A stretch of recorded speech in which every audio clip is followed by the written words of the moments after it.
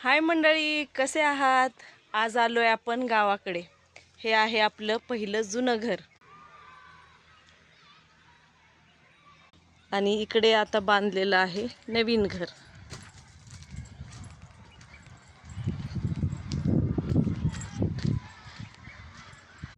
कसं आहे नक्की सांगा. हे घर आपण शेतातच बांधलेलं आहे आणि या साईडला शाळा आहे. हे आपली शेती आहे. शेताची मशागत करून ठेवलेली होती. आता पेरणी झालेली आहे. पाहू शकता